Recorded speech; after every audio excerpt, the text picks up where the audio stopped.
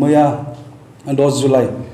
रन्जन दैमारि सारा जोबथेसालियाव दङमोन। दिनै बेखौ बयबो मिन्थिगौ। बिथाङा बिटिआरनि सिगनेटरि सासे, थेवबो बिथाङा शान्तिनि सुक्ति बा बिटिआरनि सिगनेटरि जानानैबो जोबथेसालियाव बिथाङा थाहैनो गोनां जादों। आरो मैयानि दिनाव जोङो जि खबर मोन्दों बिथांनि देहायाव COVID-19 पजिटिभ मोननाय, बे मोनसे खौराङा समस्त बिटिआर ओनसोलाव थानाय आरो बिटिसि ओनसोलाव थानाय रायजो राजा बा जोंनि साफ्रोम एनडिएफबि सोद्रोमाफोरनि गोसोआव मोनसे दुखु मोननाय आरो सिन्ता खालामनो गोनां जाथाय होननानै जोङो बुंनो हायो। बिनि सायावनो जोङो माखासे बाथ्राफोरखौ भारत सोरखार आरो आसाम सोरखार आरो जेल अथरिटिफोरनि सायाव जोङो बुंनो हास्थायदों। दिनै रन्जन दैमारि सारा मैयानि दिनाव जि COVID-19 पजिटिभ मोनदों, बियो थारैनो दुखुनांथावना आरो सोंखारिथावना। मानो होनब्ला बिथांखौ 20 फेब्रुवारियाव बिथांनि बेलखौ एक्सटेनसन खालामनायाव बिथाङा गावखौ सेन्ट्रेल जेलाव गथायफाफिननो गोनां जादोंमोन बिटिआरनि सिगनेटरि हिसाबैब्लाबो। जाय एकर्डखौ दिनै प्राइम मिनिस्टारा फैनानै 7 तारिख फेब्रुवारियाव नङाब्लाबो 6-7 लाख बर'फोरनि गेजेराव बिटिआरआ मोनसे शान्तिनि सुक्ति होननानै बुंनानै गालांनायनि उनावबो बिथांनि बेला एक्सटेनसन जायालाबानो गोबां दुखुनांथावनायै बिथाङा जोबथेसालियाव गावखौ गथायफाफिननो गोनां जादोंमोन। आरो बयनिख्रुइ दुखुनांथावनासिन बेबायदि सिगनेटरिनि देहायाव दिनै COVID-19 पजिटिभ मोननाया। बेवहाय जोङो बुंनो हास्थायो, जोङो जेसेबांखिनि इनफरमेसन जों मोनगासिनो दङ बिथांनि देहायाव COVID-19 पजिटिभ मोननायनि सायाव, थारैनो दुखुनांथावना। बिथाङा मैया COVID-19 पजिटिभ टेस्ट खालामनानै बिथांनि रिपर्टआ फैदों आरो बियो जों मोनथिदों थांनाय 4 तारिखआवनो, अर्थात बे मासनि 4 तारिखआवनो बिथांनि स्वाब टेस्टखौ लानाय जादोंमोन। सरासर स्वाब टेस्टनि रिजाल्टआ सानथामनि उनाव फैयो बेखौ जों मिन्थियो। नाथाय रन्जन दैमारि सारनि बेलायाव, अर्थात मैया जेलाव जेसेबांखिनि COVID पजिटिभ मोनदों बिथांमोना 6 दिननि उनाव, अर्थात 10 तारिख मैया 6 दिननि उनाव बिथांमोननि टेस्ट रिपर्टआ फैदों। बियो थारैनो दुखुनांथावना। बियो माबोरै डिले जानो मोनखो बेखौ जों दिनै सोंखारियो जेल अथरिटि आरो आसाम सरकार आरो भारत सरकारखौ। बेवहाय नोंथांमोना जिहेतु जेलाव लांफाफिनदों हिसाबै नोंथांमोननि कमप्लिट रेसपन्सिबिलिटि दङ। बिथांनि देहानिफ्राय लानानै बिथांनि जानाय लोंनाय गथै गासैथिंनिफ्राय बिथिङावबो दिनै आसाम सरकार आरो भारत सरकारा बिबान दङ होननानै जों सानो। बिदि सप्तायाव दिनै बिथाङा COVID पजिटिभ मोनबाय। बे COVID पजिटिभा दिनै बुहुमनाङैनो गिख्रंथाव मोनसे महामारि होननानै गनायजादों बा सिनायजादों। बे बेरामा दिनै न'खरनि सोद्रोमाफोरा बेरामिजों लोगोसे थाफानानै बिथांखौ ट्रिटमेन्ट होनायनि कुनु सुबिदा गैया। दिनै बाहेरायाव जायखिनि COVID पजिटिभ पेसेन्टफोर मोनदों बिथांमोना जिखिनि ट्रिटमेन्ट मोनगासिनो दङ, बिथांमोना न'निफ्राय थांनायखाय लोगोआव मबाइल फन लाफानानै ट्रिटमेन्टफोरखौ लागासिनो दङ। आरो न'खरनि सोद्रोमाफोरा लोगोसे थाफानो मोनाब्लाबो फननि गेजेरजों बिथांखौ मरेल सापर्टनि बेलायावनो होन बा ट्रिटमेन्टआ माबायदि जादों बिनि खबरनि बेलायावनो होन, बेखौ दिनै गुबुन पेसेन्टफोरा मोनगासिनो दङ। दिनै रन्जन दैमारि सारा जेलाव थानायखाय बिथाङा मबाइलनि फेसिलिटिखौ मोनाखै आरो जों बेखौ दाबि दैखाङो आसाम सोरकार आरो भारत सोरकारखौ आरो जेल अथरिटिखौ। नोंथांमोना थाबैनो दिनै रन्जन दैमारि सारनो मबाइलनि बेबस्थाखौ खालामना होनांगौ आरो जोङो बिनि देहानि सायाव जिखिनि आपडेट बेखिनि गासैखौ जों मोनबाय थानांगौ। जों बेखौ दिनै नोंथांमोननि बे खौरां बिजोंनि गेजेरजों गोख्रोङै जोङो खावलायहरो। दुखुनांथाव बाथ्रा, मैयानिफ्राय जों जिखिनि खबर मोनगासिनो दङ दिनै बेखौ जोङो खौरां बिजोंनि गेजेरजोंसो जों मोननो हादों। नाथाय जेल अथरिटिनिफ्राय जोङो मोननाय जायाखै। बेयो थारैनो दुखुनांथावना। दिनै बे खौरांखौ न'खरनि सोद्रोमाफोरनो, अर्थात न'खरनो खबर होनांगौआ दिनै आसाम सोरकार, भारत सोरकार आरो जेल अथरिटिया दायित्व गोबां बिबान दङमोन होननानै जोङो सानो। फैबाय थानाय दिनाव जुदि आरो बिनिख्रुइ जुदि गाज्रि जायोब्ला रन्जन दैमारि सारजों लोगोसे जायखिनि जोबथेसालियाव एनडिएफबि सोद्रोमाफोर दङ बिथांमोनहा जुदि गाज्रि अबस्थायाव जुदि भुगिनो गोनां जायोब्ला बिनि गथै दायित्वआ आसाम सोरकार आरो भारत सोरकार आरो जेल अथरिटिया जागोन होननानै जोङो दिनैनि समाव जों बुंनो हास्थायो। आरो जुदि बिथांखौ मोजां जुदि ट्रिटमेन्ट होआब्ला, बिथांजों लोगोसे जिखिनि एनडिएफबिफोर दङ बिथांमोना जुदि मोजां ट्रिटमेन्ट मोनाब्ला दिनै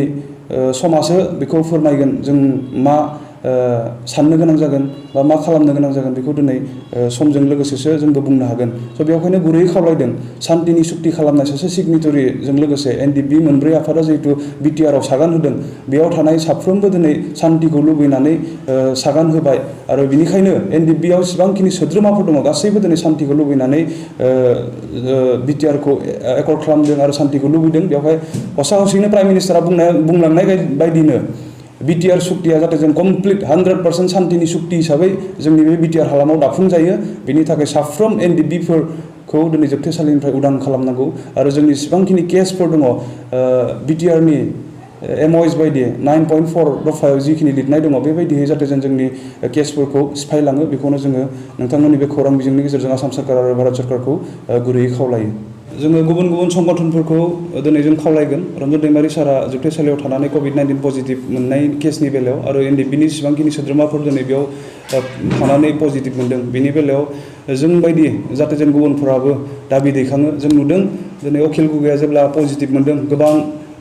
आसामिस अर्गानाइजेसनफोरा बिनि जानानै खोथा बुंदों दाबि दैखांदों बिथांखौ फ्रि खालामनांगौ बे जेलनिफ्राय बरननांगौ बेबायदि दाबिफोरखौबो दैखांदों स' दिनै रन्जन दैमारि सारजों लोगोसे एनडिएफबिनि जेसेबांखिनि सोद्रोमाफोर दङ जोंहाथ' बांसिनसो लामा दङ दिनै जोङो बिटिआर सुक्ति खालामबाय एनडिएफबिखौबो जों फोजोबनो गोनां जाबाय बेवहाय जाहाथे जोंनि संगठन गुबुन गुबुन संगठन माहारियारि संगठनफोरा जाहाथे जेन ओंखारबोयो आरो सरकारखौ जाहाथे जेन प्रेसार मोनसे होयो सान्तिनि सुक्ति खालामखांनाय सासे सिगनेटरिया जाय सुक्तिखौ प्राइम मिनिस्टारा फैनानै डिक्लेयार खालामना गालांदों बर' माहारिया दिनैसिम 3थि गोरोबथा खालामबाय बिएसि गोरोबथा खालामदों बिटिसि गोरोबथा खालामदों बे मोननै गोरोबथाखौ जोङो मोनथि मोनाखैमोन सान्तिनि गोरोबथा होननानै गोजोननायनि गोरोबथा होननानै खिन्थु बिटिआर 3थि गोरोबथाखौ बिटिआर गोरोबथाखौ गोजोननि गोरोबथा होननानै प्राइम मिनिस्टाराबो जेराव बुंना गालांखादों स' बेयाव जोंहा गोबां लामाफोर दंखायो बेवहाय आं खावलायगोन बर' माहारिनि जेसेबांखिनि संगठनफोर दङ गासैबो जाहाथे जेन ओंखारो मिडियानि गेजेरजों दिनै प्रेसार मोनसे होनो हायो आसाम सोरकार आरो भारत सोरकारखौ रन्जन दैमारि सारखौ उदां खालामनांगौ होननानै मानोथो दिनै जोङो मुभमेन्ट खालामनांगौ बा सुबुंखान्थिनि नियमजों आन्दलन खालामनांगौनि दिनैनि परिस्थितिया थोना COVID-19नि माखासे गाइडलाइनफोरखौ लानानै बेवहाय खौरां बिजोंनि गेजेरजोंब्लाबो जाहाथे जेन गुबुन जोंनि माहारियारि संगठनफोराबो जाहाथे जेन सारनि उदांखौ दाबि दैखाङो बेखौ जों खावलायदों आरो जों सिगाङाव नुदों जों दुखुसो मोनबाय थादोंमोन दिनैसिम जोंनिफ्राय गोबाङानो बेबायदि सिगांबोनानै सारनि बेलायाव गोबां बाथ्राफोरखौ बुंनायखौ जों नुनो मोनाखैमोन नाथाय माखासेफोरा बुंदों जायफ्रा बुंदों बिथांमोनखौ जोङो थेंक इउ होयो आरो साननो गोनां बाथ्राया दिनै बे आल्फा इन्डिपेन्डेन्टनि फोसावदिं नेहाथारि बिथाङा प्रेस मिटनि गेजेरजों अर्थात भिडिअ मोनसे हरदों आरो रन्जन दैमारि सारखौ उदां जानांगौ होननानै दाबि दैखांदों जाय जारिमिना बुहुमनि जारिमिनावनो जेरावबो जाफेराखै बेबायदि जारिमिना दिनै एनडिएफबिनि बेलायाव जादों बेयावहाय दिनै बिथांमोना गोरोबथा खालामबाय आफादाबो गैलिया बिदि होननानै दिनै आल्फा इन्डिपेन्डेन्टआ जाय दिनै हाग्रायाव दङ हाथियारनि संग्राम खालामदों जुदि बिथांमोनानो बुंनो हादोंब्ला जोंनिफ्राबो हानांगौ जों बेखौ बुंनो हास्थायो बेवहाय आसा खालामदों समजों लोगोसे उनफ्राव नाब्ला सारनि उदांनि थाखाय आरो एनडिएफबिनि जेसेबांखिनि जोबथेसालियाव दङ बिथांमोनखौ बरननायनि बेलायाव जोंनि माहारियारि संगठनफोरा गासैबो खोथा बुंगोन आरो जों खौसेयैनो खामानि मावनो हागोन होननानै जोंहा फोथायनाय दङ बेखिनियानो COVID-19 पजिटिभ मोननाय जादों बेवहाय नोंथांमोना सरकारनि माबा मोनसे खैसार दं होननानै सानो नामा दिनै जोङो बेखौ डाइरेक्टलि बुंनो हास्थायाखै खारन बुहुमनाङैनो दिनै बेमारा साग्लोबनानै दङ स' बेयावहाय दिनै बयबो जादों दिनै दुखुनांथावना बाथ्राया बेसो जेल होननानै बुङोब्ला दिनै बयबो मिन्थियो आरो रन्जन सारा बिटिआर सुक्ति खालामखांनायनि उनाव जेलाव थांना थाहैनो गोनां जादों स' बेखौ दिनै भारत सोरकार आरो आसाम सोरकारा लांफाफिनदों आयेननि बेबस्थायै स' लांनाय हिसाबै दिनै गोबां दायित्व बिथांमोना दङ दिनै मानो दिनै जानो मोनखो जों दिनै बायजोआव दङ जोंहा जायाखै खिन्थु जेलाव दिनै बिथांखौ लानानै थांदों हिसाबै आसाम सोरकार आरो भारत सोरकार आरो जेल अथरिटिया गोबांथार बिबान दङ आरो बे बिबानाव दिनै फेलें जादों होननानै जोङो बेखौसो बुंनो हास्थायगोन नाथाय सिङाव मा षड़यन्त्र दङ जों बेखौ फोरमान मोनैखाय दिनैनि थारिखआव जों बेखौ रोखायै बुंनो हाया खिन्थु जेल अथरिटि आसाम सरकार आरो भारत सरकारा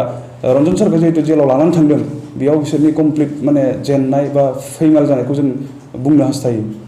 दुखुनांथावना बाथ्राया बेनो आं दहाय सिगाङाव एसे बुंलांदों दिनै मैयाबो जोङो जिखिनि खौरां मोनदों बेयो अफिसियेलि नङा थारमाने आसाम सोरकारनिफ्राय भारत सोरकारनिफ्राय आरो जेल अथरिटिनिफ्राय जिखिनि माने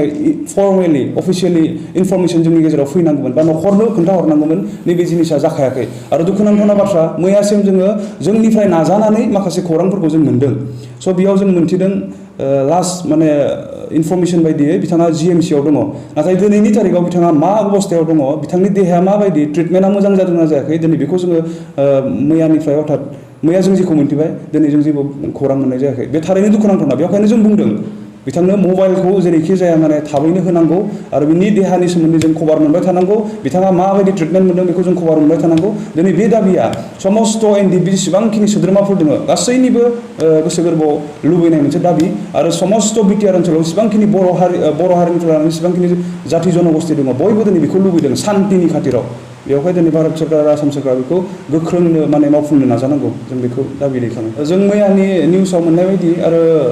इनफरमेसन मोनसे जोंनियाव फैदों बेयाव जोङो 19 जनखौ जों मोन्थिदों बिनिनो 12 जना एनडिएफबि जेराव रन्जन दैमारि सार दङ एनडिएफबिनि इनर नाय बिथांमोना दङ आरो बाखि 10 जना एनडिएफबि एसनि आरो बिनिफ्राय जों मोन्थिनो मोन्दों बिथांमोना स्वाब टेस्टखौ गावनि देहाया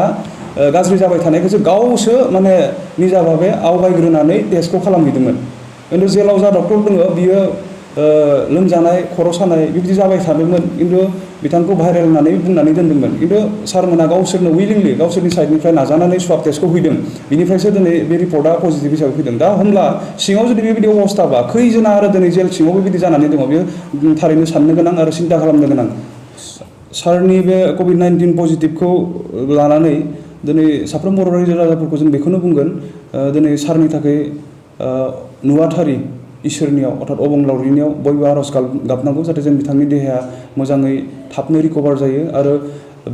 बर' हारिनि थाखाय बा जोंनि बे हालामाव जेसेबांखिनि हारि माहारिफोर दङ गासैनिबो जौगानायनि थाखाय बिथाङा खामानि मावलांनो जाहाथे जों हायो बेखौनो जों लुबैयो आरो बे आयदानि सायावनो साफ्रोम बर' रायजो राजाफोरजों लोगोसे बिटिआर हालामाव थानाय साफ्रोम रायजो राजाफोरखौ इसोरनि गुरियाव आर'ज गाबनो जों खावलायगोन आरो जों बुंगोन दिनै जोङो सान्थि भाबैनो सान्थिखौनो जोङो नोजोर बोनानै जोङो माखासे खामानिफोरखौ जों दावगागासिनो दङ जाहाथे जों बयबो बे सान्थिखौ बजायनानै लाखियो आरो थाबैनो जों जाहाथे जों रन्जन दैमारि सारखौ उदां खालामनो हायो आरो बेजों लोगोसे जेसेबांखिनि एनडिएफबिनि जोबथेसालियाव दङ बिथांमोनखौ जाहाथे जों गासैखौबो लानानै फैनो हायो बिनि थाखाय बयबो खामानि मावनो आरो इसोरनि गुदियाव आर'ज खालामनो जोङो खावलायगोन गिबियावनो नोंथांमोननिसिम जोंनि धीरेन ग्रुप एक्स एनडिएफबिनिफ्राय धन्यबाद होयो जों बे प्रेस मिटनि गेजेरजों बेखौनो बुंनो सानदों जे थांनाय 10 तारिख जोंनि डिआर नाब्ला सार रन्जन दैमारि बिथाङा जियालाव कभिड-19 पजिटिभ होननानै बिथांखौ जों मिडियायाव मिथिनो मोनदों मिडियानिफ्राय मोनदों दा बेनि सायाव जों बेखौनो लुबैयो बिथांनि देहाया जाहाथे थाबैनो हामथों आरो बेखौ मोजाङैनो गभर्नमेन्टआ जेरैबादि ट्रिटमेन्ट होनांगौ बेखौहाय जाहाथे बिथाङा मोननो हाथों आरो जिबादि कभिड-19नि मोजां डक्टर दङ थिग बेबादि डक्टरजों गभर्नमेन्टआ थाबैनो बिथांनि देहाखौ फाहामनायनि लामायाव लाथों जों बेखौनो दाबि दैखाङो जाहाथे जोंनि जिथुनिखि बिटिआर सुक्ति जानानै थांबाय बेवहाय रन्जन दैमारि सारा अनेक मावनांगौ हाबा दङ गतिके बिथांखौ बेमारनिफ्राय फाहामनानै जोंनि बिटिआरनि दफाफोरखौहाय मोनफ्रोमबो फारियै बिथाङा मावलांनांगौनि दायित्व दङ जों रायजो राजाखौ खावलायो जाहाथे बिथांनि कभिड-19खौ बेरामनि थाखाय थाबैनो हामनो थाखाय गासैबो रायजो राजाया जाहाथे दैमारि सारनि नामाव आर'ज गाबो जाहाथे जों बे सारखौहाय थाबैनो बेमारनिफ्राय फाहामनानै जोंनि गेजेराव मोनफुंनो हाथों